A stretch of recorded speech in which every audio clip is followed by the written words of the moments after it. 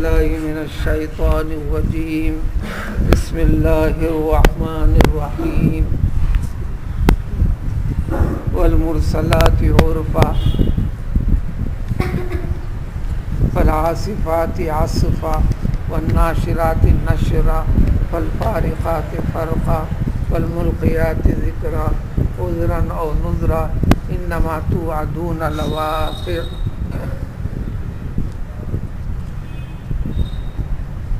سورۃ المرسلات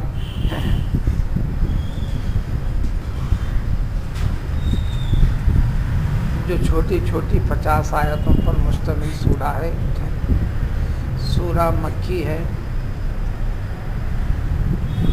انسان کے عقیدے کی اصلاح اس سورہ کے ذریعے سے کی گئی ہے.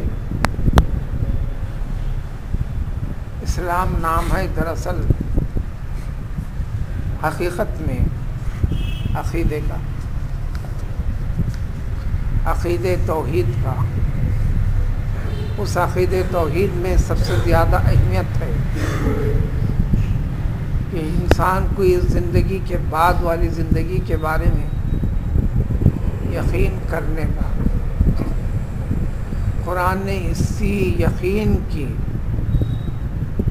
کیفیت کو سب سے زیادہ پیدا کرتا ہے، اسی کے متعلق وضاحت اور تفصیلات پیش کرتا ہے، چونکہ وہ غیب والی چیز ہے. انسان اس کی حقیقت کو اس زندگی میں جان نہیں سکتا جوں کا توں،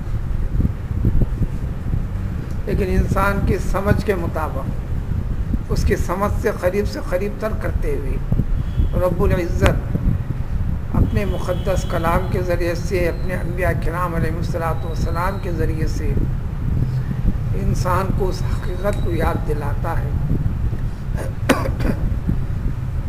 جو اس حقیقت کے اوپر پکا یقین رکھتے ہیں ان کی زندگی پوری طرح بدلی ہوئی ہوتی ہے، آخرت کی طرف راغب ہوتی ہے. اسی عقیدے کے تحت وہ انسان خود کے لیے اور اس کے اپنوں کے لیے اور غیروں کے لیے سلامتی کا باعث بن جاتا ہے، کیونکہ ہر چیز میں اللہ کے پاس موجود ہونے، حساب و کتاب کے دینے اور پھر اپنی فکر پیدا کرنا کہ اس کے عذاب اور غضب والا مقام دوزخ سے بچنے اور اللہ کی رحمت اور خوشنودی حاصل کرنے کے لیے.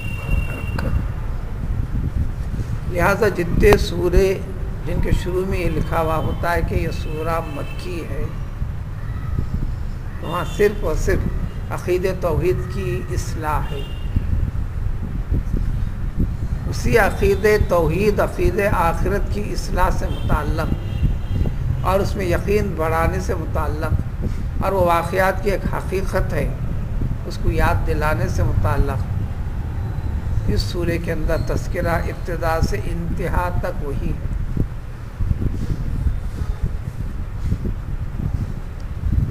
اس لیے مکے میں نازل ہوئی تھی. جب یہ عقیدہ پختہ ہو گیا تو عقیدے پر باقی رکھنے کے لیے، باقی رہنے کے لیے شریعت ہے، اسلام کے عبادات ہیں، عبادات بدنی، عبادات مالی، حقوق اللہ کے کیا ہیں سمجھایا گیا. حقوق ایک انسان کے انسانوں کے ساتھ اب بواسطے انسان اللہ کے لیے ہونا ہے، اللہ کے حکم کی تعمیل کے تحت کرنا ہے. جب یہ ہوگا تو پھر اللہ تعالیٰ کے وحدہ لا شریک میں کسی اور کو شریک ٹھہرانے کا، چونکہ سارے کام، ساری قدرت کی چیزیں اللہ کی ہیں، کسی اور کی نہیں ہیں. اجمالی طور پر ہر کوئی انسان اللہ کا یقین رکھتا ہے، اقرار کرتا ہے، لیکن اللہ کے کاموں کو اللہ کی مخلوق کے ساتھ جوڑ دیتا ہے. اس حقیقت کو سمجھانے کے لیے اللہ تعالیٰ نے قدرت کی جو چیزیں اس دنیا میں پھیلا رکھی ہیں اور ان تمام کا تعلق راست یا بالراست انسان کے ساتھ جوڑ رکھا ہے. انسان ان سبھی چیزوں کو جانتا ہے، محسوس کرتا ہے، لیکن غور و فکر کر حقیقت کو پہچاننے کی کوشش نہیں کرتا. وہ چیزیں یاد دلائی گئی ہیں. چنانچہ ابتدائی جو آیتیں تلاوت ہوئے ہیں اس سورے کی ابتدائی 7 آیتیں، جس میں 6 آیتوں میں اللہ تعالیٰ قدرت کی چیزوں کو ذکر کر کے فرماتا ہے کہ دیکھو تمہارے ساتھ جو وعدہ کیا جا رہا ہے مرنے کے بعد اٹھائے جانے کا، حساب و کتاب کے لیے اور دیے جانے کا، یہ بات قطعی طور پر ہونے والی ہے، اس میں ذرا بھی شک و شبہ نہیں ہے، اس لیے کہ جو دنیا چھوڑ کر گیا وہ واپس آیا نہیں، لہٰذا وہ بتا نہیں سکتا، اور جو بھی جائے گا وہ پلٹ کر آنے والا نہیں ہے، پلٹ کر آنے کی حسرت کا اظہار کرے گا وہ آخرت میں مرنے کے بعد بھی، لیکن اس کی حسرت پوری نہیں ہوگی۔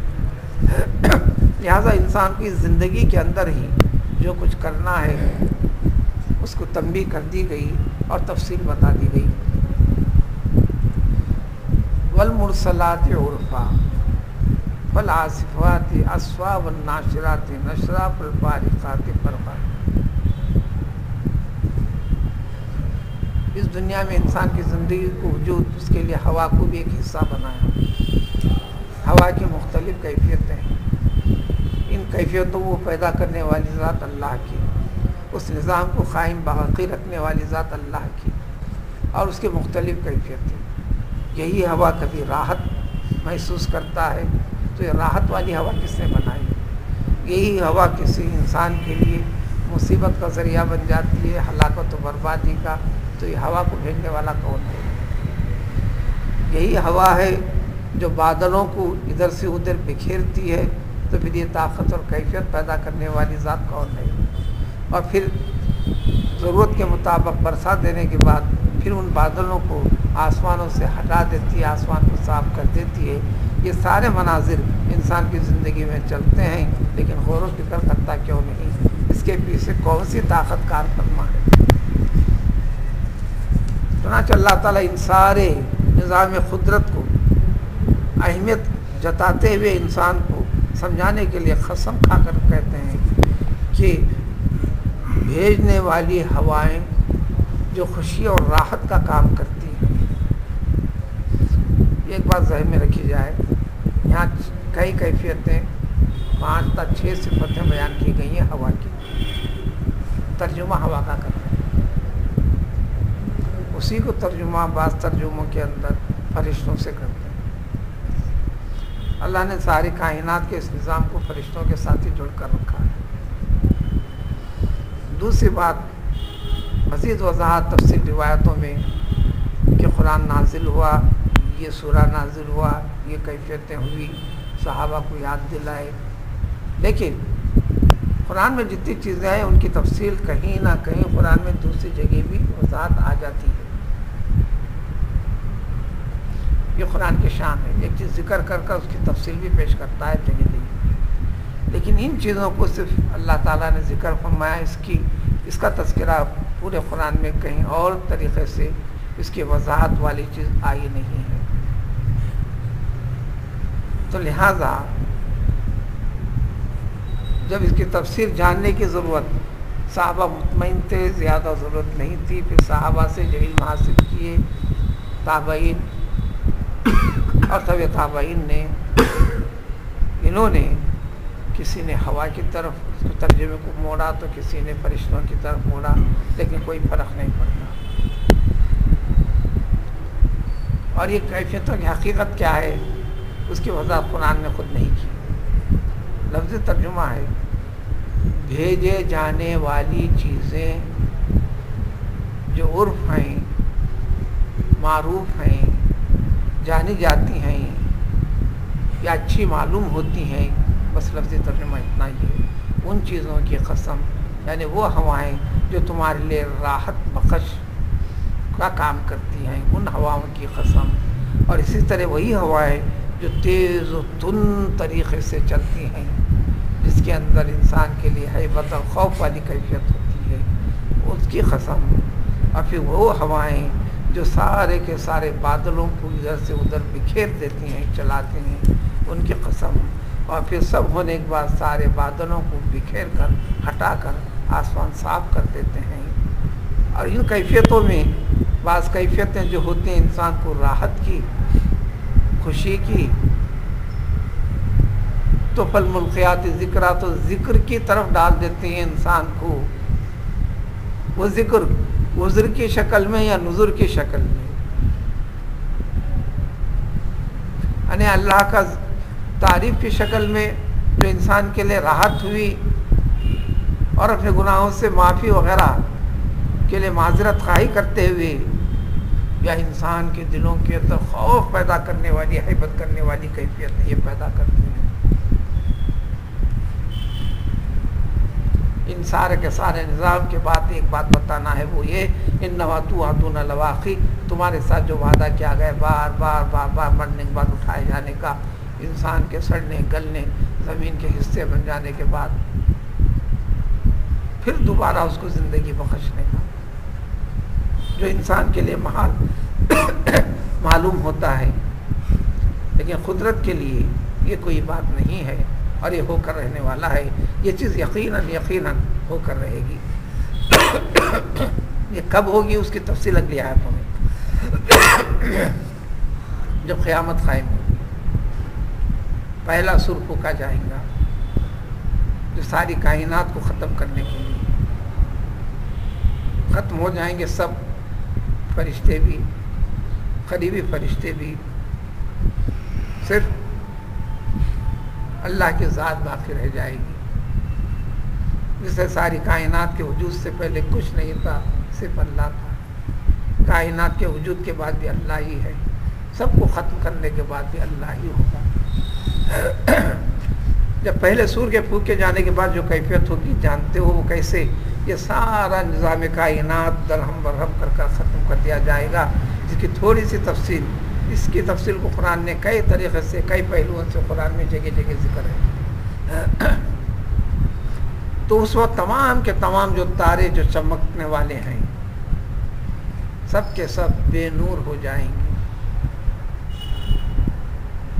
یعنی ختم ہو جائیں گے. اسی طرح تمام آسمان پھٹ جائیں گے، ختم ہو جائیں گے. سارے پہاڑ ریزہ ریزہ بن کر اڑ جائیں گے، تو لہذا زمین ٹکے گی نہیں. پھر جب دوبارہ سور پھونکا جائے گا تو ادھر رسول قطت، تمام کے تمام رسولوں کو ایک وقت مقرر کر کر بلا لیا جائے گا حشر کے میدان میں، اپنی اپنی امت کے بارے میں پیغام خداوندی انہوں نے پہنچا دیا نہیں پہنچایا، شہادت اور گواہی کے لیے. لیکن یہ سارے کا سارے نظام کو اللہ تعالیٰ نے ایک مدت کے لیے ٹال کر اس کی مدت آخر میں رکھے ہیں. یہ کیوں رکھے ہیں؟ کہ اللہ تعالیٰ حکمت خوب جانتے ہیں. لیوم الفصل، وہ دن ہو کر رہے گا، اس دن فیصلہ کرنا ہوگا انسان کی اچھائی کا، برائی کا، ساری کی ساری کائنات کو پیدا کرنا اور اس کی حقیقت سے انسان کو جوڑ دینا. اس حقیقت کے ساتھ انسان کس طریقے سے جڑا، صحیح طریقے سے جڑا، غلط طریقے سے جڑا، جبکہ جڑا ہوا ہے انسان. اسی کے جوڑ کی خرابی کی وجہ سے انسانوں کے اندر خرابی ہے، خط و غارت گیری ہے، بدامنی ہے. تو ظاہر ہے کہ کوئی ظالم ہوا تو کوئی مظلوم ہوا، تو مظلوم کو اس کے ظلم برداشت کیے جانے کا نفع پہنچنا چاہیے، ظالم کو اس کے ظلم کی سزا ملنا چاہیے. یہ ساری کی ساری چیزیں ہو کر رہنا ہے. لہٰذا قیامت کے دن فیصلے کے لیے سارا کا سارا نظام کیا ہوا ہے. اب یہ نظام کس طریقے سے ہے، اس کی حقیقت سورہ کے اختتام تک انہیں سے متعلق کئی پہلوؤں کا تذکرہ اگلے آنے والے آیتوں میں